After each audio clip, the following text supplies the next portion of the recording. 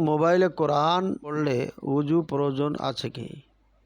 যখন কোরআন পড়ার জন্য সব থেকে বেটার হচ্ছে উজু করতে হবে। এটা হচ্ছে শরিয়াতের আদেশ এবং নিয়ম। বাকি যারা বেশি বেশি কোরআন পড়েন, হাফেজে কোরআন যারা হিফজখানায় পড়েন, তাদের জন্য ওলামায়ে কেরাম অনুমতি দিয়েছেন যে উজু ছাড়া পড়বেন।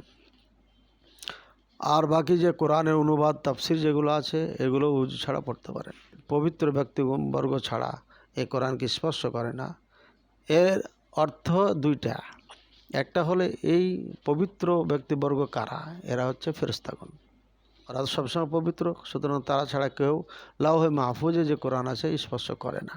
দ্বিতীয় ব্যাখ্যা হচ্ছে যেটা আমাদেরকে বোঝানো হয়েছে, মুসলমান পবিত্র অবস্থায় কোরআন স্পর্শ করবে। আর পবিত্র বলতে এখানে বোঝানো হয়েছে যেটা উজু অবস্থায়। এটার পক্ষেই অধিকাংশ ওলামায়ে কেরামের মত।